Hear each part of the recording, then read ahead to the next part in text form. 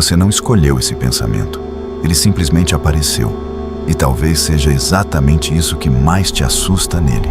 O fato de que você não pediu, não convidou, não estava procurando por nada disso quando ele chegou. Ele simplesmente surgiu, do nada, no meio de um momento comum.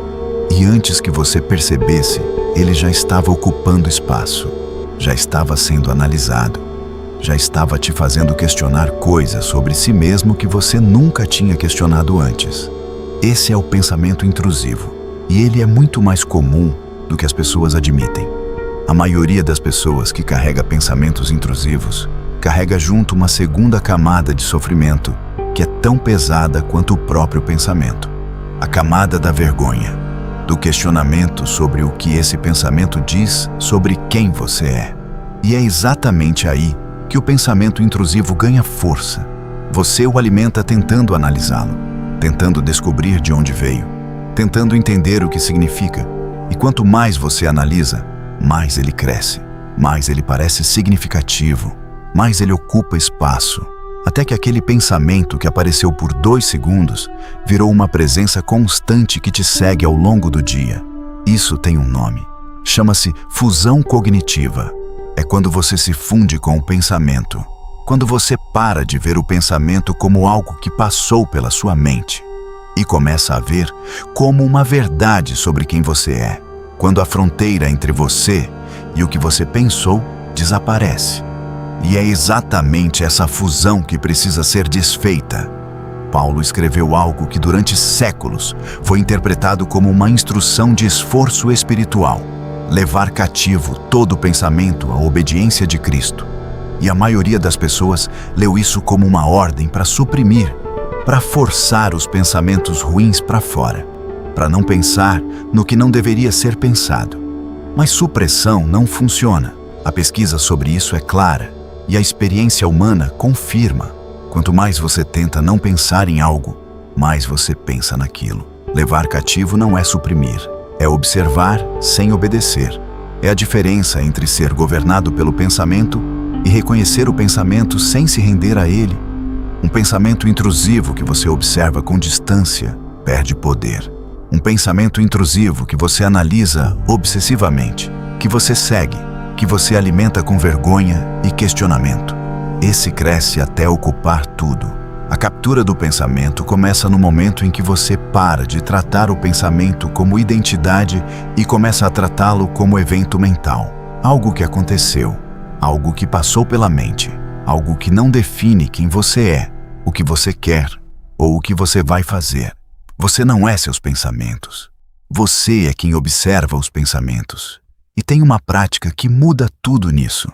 Em vez de perguntar por que eu pensei isso ou o que isso diz sobre mim, você começa a perguntar apenas: esse pensamento é verdadeiro? Ele corresponde a quem eu escolho ser? E se a resposta for não, você não luta contra ele. Você simplesmente não o segue. Você o deixa passar como uma nuvem que atravessa o céu sem que você precise segurá-la ou empurrá-la. O céu não luta contra as nuvens. Ele simplesmente existe enquanto elas passam. E existe uma categoria específica de pensamento intrusivo que afeta especialmente quem tem fé. O pensamento blasfemo, o pensamento que questiona Deus de formas que você jamais escolheria questionar conscientemente.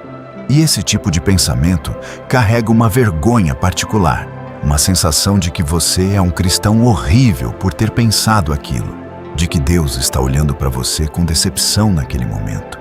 Mas a natureza involuntária do pensamento é exatamente o que revela que ele não vem de você. Você não tem controle sobre o que aparece. Você tem controle sobre o que alimenta.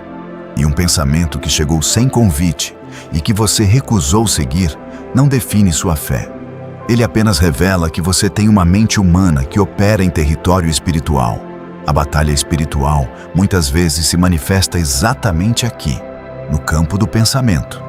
E quem entende isso para de se condenar por ter pensamentos que não escolheu e começa a praticar o que Paulo descreveu: capturar, observar, reconhecer a natureza do pensamento e deliberadamente direcionar a atenção para o que é verdadeiro, honesto, justo, puro, não por supressão, Por substituição ativa, quando o pensamento intrusivo aparece, a resposta mais eficaz não é lutar contra ele, é reconhecê-lo, nomear sua natureza sem dramatizar e deliberadamente mover a atenção para outro lugar, para algo concreto que está na sua frente, para uma ação que está ao seu alcance agora, para uma verdade que você conhece que contradiz o que o pensamento está sugerindo. O pensamento perde poder quando para de ter plateia e, com o tempo, com a prática consistente de observar sem obedecer, algo muda. Os pensamentos intrusivos não necessariamente param de aparecer, mas eles param de assustar, param de ter o mesmo peso. Você começa a reconhecê-los mais rápido, a criar uma distância saudável entre você e eles, a não mais se fundir com o que passa pela mente, mas permanecer como quem observa. Você não precisa ter uma mente silenciosa para ser saudável. Você precisa ter clareza sobre quem está no comando dentro da sua própria mente. E esse comando não se toma pela força, se toma pela consciência, pela prática, pela decisão repetida de não ser governado pelo que aparece, mas ser guiado pelo que você deliberadamente escolhe seguir.